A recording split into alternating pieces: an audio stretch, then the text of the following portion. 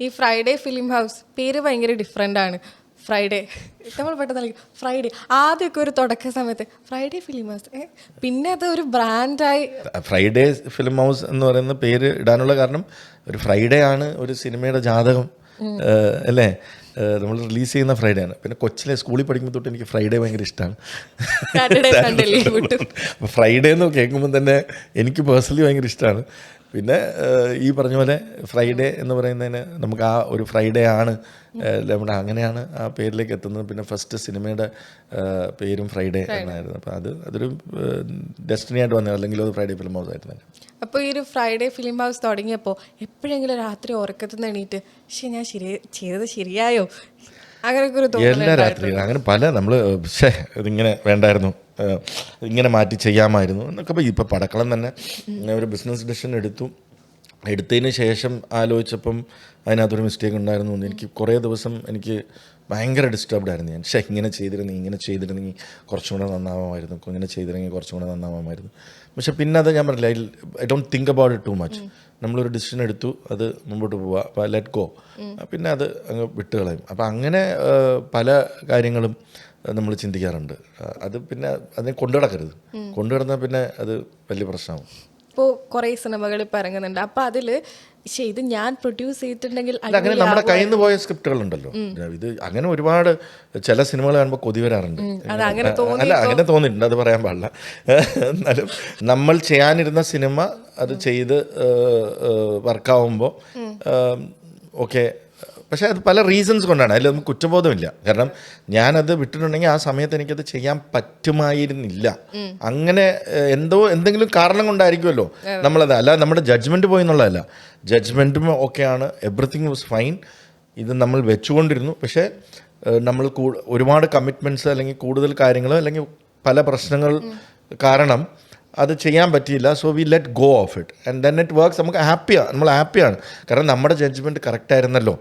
അത് പിന്നെ നമുക്ക് ഇൻസ്റ്റിങ്ക്റ്റിൽ വിശ്വസിക്കുന്നതാണ്. അപ്പം നമ്മുടെ ഇൻസ്റ്റിങ്സ് അല്ലെങ്കിൽ ജഡ്ജ്മെൻറ്റ് കറക്റ്റ് ആയിരുന്നു. പിന്നെ നമ്മൾ ഇഷ്ടമുള്ള ഒരാളാണല്ലോ, അല്ലെങ്കിൽ നമ്മൾ 2 വർഷം അത് നമ്മൾ ഒരുപാട് ഇൻട്രാക്ട് ചെയ്തതല്ലേ. അപ്പം ഇപ്പോൾ ജയ ജയ ജയ ഹേ എന്ന് പറയുന്ന സിനിമ, ബിപിൻ ദാസിൻ്റെ ഫിലിം, അതിൻ്റെ പേര് ഇതായിരുന്നില്ല മുമ്പ്. അപ്പം അത് ഞങ്ങൾ കുറേ ഡിസ്കസ് ചെയ്തതാണ്. വിപിനെ ഞങ്ങൾ ഇൻട്രൊഡ്യൂസ് ചെയ്ത ഡയറക്ടറാണ് ബുദ്ധുഗവ്. അപ്പോൾ അത് കഴിഞ്ഞിട്ട് നമ്മൾ ഇങ്ങനെ ഇരുന്നു. പക്ഷേ ആ സമയത്ത് കുറേ സിനിമകൾ ഉണ്ടായിരുന്നു. അത് അപ്പോൾ കറക്റ്റ് ഒരു ടൈം കിട്ടിയില്ല, അതിലേക്ക് കുറച്ച് ആക്ടേഴ്സിലേക്ക് അറൈവ് ചെയ്യാൻ പറ്റിയില്ല. അങ്ങനെ ഇരുന്നപ്പോൾ ഒരു വട്ടം ഇങ്ങനെ വിപിൻ തന്നെ വിളിച്ചോണ്ട് ഇങ്ങനെ ബേസിൽ അത് ഇഷ്ടപ്പെട്ടു. ഇന്ന് കാണുന്ന ബേസിലല്ലല്ലോ, ഡയറക്ടർ ബേസിലാണ്. അപ്പം ഞാൻ പറഞ്ഞു why not you go head, I am very happy എന്ന് പറഞ്ഞിട്ട് അങ്ങനെ അത് പോകുന്നു. അതിൻ്റെ കാസ്റ്റ് നമ്മൾ ഡിസ്കസ് ചെയ്ത കാസ്റ്റിൽ നിന്നൊക്കെ മാറി വേറൊരു കാസ്റ്റിലേക്ക് വരുന്നു, വേറൊരു ടൈപ്പ് സിനിമയാവുന്നു, സൂപ്പർ ഹിറ്റ് ആവുന്നു. I am very happy. ആള് അങ്ങനെ നന്നായിരിക്കുന്ന നമുക്ക് നല്ലതല്ലേ. ഇപ്പം ഞാൻ ബിബിൻ്റെ വാഴ 2 അഭിനയിച്ചിട്ട് വരികയാണ്. ഇപ്പം ഞാനതിൽ ഉണ്ട്. അപ്പം അപ്പോഴും ഞങ്ങൾ ഇതേ കാര്യങ്ങൾ സംസാരിക്കും. അപ്പോൾ ആ സുഹൃത്ത് ബന്ധം നിലനിൽക്കുന്നു. പുള്ളി നന്നായിരിക്കുമ്പോൾ നമുക്ക് കൂടുതൽ സിനിമകൾ ചെയ്യാം, പുള്ളിയായിട്ട് തന്നെ ചെയ്യാം. ഒരു സിനിമയിൽ തീരുന്നില്ലല്ലോ, വീണ്ടും ചെയ്യാമല്ലോ. പെട്ടെന്നൊരു ദിവസം എണീറ്റ് വിജയ് ബാബുവിൻ്റെ അടുത്ത് വിജയ് ബാബു ചെയ്ത ഒരു ക്യാരക്ടറായി മാറാൻ സ്വാപ്പ് ചെയ്യാൻ പറഞ്ഞിട്ടുണ്ട്, അത് ഏത് ക്യാരക്ടറായിരിക്കും? ഞാൻ അങ്ങനൊരു ക്യാരക്ടറില്ല, സ്വാപ്പ് ചെയ്യാൻ പറഞ്ഞു കഴിഞ്ഞാൽ ഇല്ല, അങ്ങനൊരു ക്യാരക്ടർ. എന്നാലും എനിക്ക് ഇപ്പോഴുള്ള എന്നെ തന്നെയാണ് ഇഷ്ടം. അതൊക്കെ സിനിമയിലെ characters. I don't want to swap with somebody. I am very happy with who I ആം.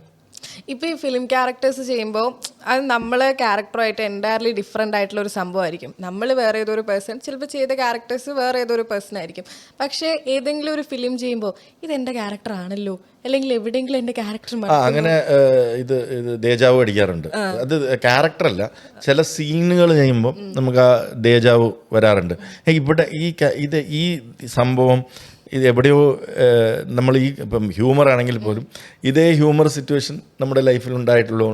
ഇതേ സാധനം നമ്മുടെ ഇപ്പം നീന ചെയ്യുമ്പോൾ തന്നെ ആ ഫസ്റ്റ് ഹാഫിൽ ഇപ്പോൾ ഓഫീസ് മീറ്റിംഗ്, ഞാൻ എടുക്കുന്ന ടൈപ്പ് ഓഫ് ഓഫീസ് മീറ്റിംഗ് ആണത്. ഞാൻ അങ്ങനെയാണ് ഇരിക്കാറ്. ഞാൻ ടേബിളിൽ ചാരിയിരിക്കും. ഞാൻ സാറിനോട് ചോദിക്കും ഞാൻ ഇങ്ങനെ ഇരുന്നോട്ടെ. കാരണം അത് അതൊരു ദേജാവു ആണ്. കാരണം ഞാൻ ഒരുപാട് എൻ്റെ ടീം മീറ്റിങ്സ് അതേപോലെ വിനയ് പണിക്കർ ചെയ്ത പോലെ ചെയ്തിട്ടുള്ളതാണ്. അവിടെ നമ്മൾ ഇങ്ങനെയായിരിക്കണം നമ്മുടെ ടാർഗറ്റ്, ഇങ്ങനെയായിരിക്കണം നമ്മൾ ചെയ്യേണ്ടത്, ഇങ്ങനെയാണ്. അപ്പോൾ അതൊക്കെ നമുക്ക് ഒരുപാട് കണക്ട് ചെയ്യും. ചില ഏരിയാസ് നമുക്ക് കണക്ട് ചെയ്യും. അപ്പം അങ്ങനെയൊക്കെ പല ക്യാരക്ടേഴ്സ് ഐ ലവ് ഹ്യൂമർ. അപ്പം പല ഹ്യൂമറുകളും നമ്മുടെ ലൈഫിൽ സംഭവിച്ചുള്ള പല ഹ്യൂമറുകളും സിനിമയിൽ വന്നിട്ടുണ്ട്, അല്ലെങ്കിൽ നമ്മൾ കണ്ടിട്ടുള്ളത്. അങ്ങനെ ചെറിയ ചെറിയ കാര്യങ്ങൾ. അപ്പം അതൊക്കെ പിന്നെയും കാണുമ്പോൾ നമ്മൾ ആ ഇൻസിഡൻറ്റുമായിട്ട് കണക്ട് ചെയ്യും. അങ്ങനെയൊക്കെ ഒരുപാട് സംഭവങ്ങളുണ്ട്. പിന്നെ ഞാൻ ആസ് എൻ ആക്ടർ നമ്മൾ ഒരുപാട് പ്രശ്നങ്ങളുടെ കൂടെ അല്ല ഞാൻ പ്രിപ്പയർ ചെയ്യാൻ പറ്റാറില്ല.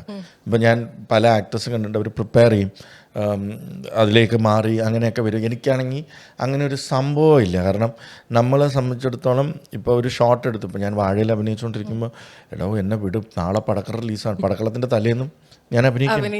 എന്നിട്ട് ചോദിക്കും നാളെ ഉച്ച കഴിഞ്ഞിട്ട് വരാൻ പറ്റുമോ എന്ന് ചോദിക്കുന്നു. തലയിൽ മൊത്തം നാളെ എത്ര തിയേറ്ററുണ്ട്, ഇത് എങ്ങനെയാണ് ക്യൂബിൻ്റെ പൈസ അടയ്ക്കണം, അത് ഇതെന്ന് പറഞ്ഞിട്ട് അതിൻ്റെ ഇടയ്ക്ക് ആടിൻ്റെ ഷൂട്ടിൻ്റെ സെറ്റ് വർക്ക് നടക്കുന്നു. ഇത്രയും കാര്യങ്ങൾ. എൻ്റെ ഷൂട്ട് നടക്കുന്ന ലൊക്കേഷനിൽ എൻ്റെ ഒരു ടീം അവിടെ ഇരിക്കുന്നു, അതായത് പടക്കളം ടീം, അപ്പുറത്ത് ആടിൻ്റെ ടീം, ഇപ്പുറത്ത് എൻ്റെ സീൻ. അപ്പോൾ എന്നെ സംബന്ധിച്ചുള്ള പ്രിപ്പറേഷൻ എന്ന് പറയുന്ന ഒരു സാധനം എങ്ങനെ ബാലൻസ് ചെയ്യുന്നത്? അപ്പം നമ്മൾ ആ ഒരു മിനിറ്റിൽ കണ്ണടച്ചിട്ട് ഞാൻ ഇന്നൊരു സിറ്റുവേഷനിലാണെന്ന് പറഞ്ഞിട്ട് അങ്ങോട്ട് കയറുന്നു. പ്രിപ്പറേഷൻ ഇല്ല. എങ്ങനെ മാനേജ് ചെയ്തു എന്ന് എനിക്കറിയത്തില്ല. അതായത് 8-ാം തീയതി പടക്കളം റിലീസ്. ഞാൻ അതിന് മുമ്പ് 15 ദിവസമായിട്ട് വാഴ 2-ൽ അഭിനയിക്കുന്നു. അതിൻ്റെ തലേന്നും അഭിനയിക്കുന്നു, അതിൻ്റെ ശേഷം അഭിനയിക്കുന്നു. അതിന് കൃത്യം ഒരാഴ്ച കഴിയുമ്പം നമ്മുടെ ഇത്രയും വലിയ ബിഗ് ബഡ്ജറ്റ് സിനിമയുടെ ഷൂട്ട് തുടങ്ങുകയാണ്. അപ്പോൾ അതിന് 1.5 മാസം 2 മാസം മുമ്പേ സെറ്റ് കൺസ്ട്രക്ഷനും കാര്യങ്ങളും ഒക്കെ. ഇപ്പോൾ pre production at its peak.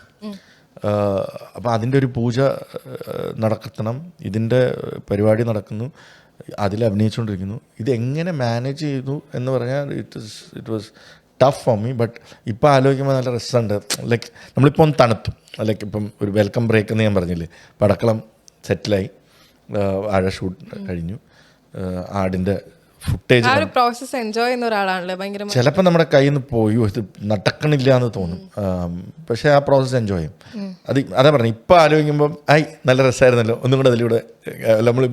നമ്മൾ ഈ തീം പാർക്കിലൊക്കെ പോകുമ്പോൾ മറ്റേ റൈഡിൽ കയറി അതിൻ്റെ മേളിൽ കയറുമ്പോൾ നമ്മൾ കൂലേ, പക്ഷെ തിരിച്ചിറങ്ങി വന്നിട്ട് നമ്മൾ നോക്കുമ്പോൾ നല്ല രസം ഉണ്ടായിരുന്നല്ലോ. അതാ പ്രോസസ്സ് എൻജോയ് ചെയ്യുന്നതിൻ്റെ ഭാഗമായിട്ടുള്ള. ഒരുപാട് ട്രാവൽ ചെയ്യുന്ന ആളാണല്ലേ? സമയം കിട്ടാറില്ല. എനിക്ക് ഭയങ്കര ഇഷ്ടമാണ് ട്രാവൽ ചെയ്യാൻ. പക്ഷേ ഏറ്റവും കൂടുതൽ പോകണം എന്ന് ആഗ്രഹിച്ചൊരു പ്ലേസ് അങ്ങനെ എന്തെങ്കിലും ഉണ്ടോ? അങ്ങനെ ആഗ്രഹിച്ചിട്ടുള്ള പല സ്ഥലത്തും പോയി. ലണ്ടൻ ഒക്കെ എനിക്ക് കുറേ കറങ്ങണം എന്നൊക്കെ ഉണ്ടായിരുന്നു. അപ്പോൾ അവിടെ കഴിഞ്ഞ വർഷമൊക്കെ പോയി കുറേ ദിവസം നിൽക്കാൻ പറ്റി, ഷൂട്ടുണ്ടായിരുന്നു.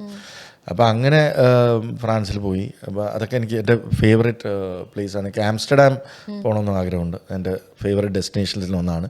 ലാസ്റ്റ് ടൈം ജർമ്മനിയിൽ പോയപ്പോൾ ആംസ്റ്റർഡാം പോകാനായിട്ടുള്ള ഇത് കിട്ടി. പക്ഷേ ജർമ്മൻ വിസ കിട്ടിയ നമ്പർ ഓഫ് ഡേയ്സ് കുറവായിരുന്നു. അപ്പോൾ പോയാൽ ഉടനെ തിരിച്ചു വരണം. അപ്പോൾ ഞാൻ പിന്നെ അത്ര ഷോർട്ട് വിസിറ്റിൽ ഞാൻ പോകണില്ല, ഒന്ന് എക്സ്റ്റെൻഡ് ചെയ്ത് പോകും. അപ്പോൾ ഇനി അടുത്ത ഹോളിഡേയിൽ വിസിറ്റ് ആംസ്റ്റർഡാം.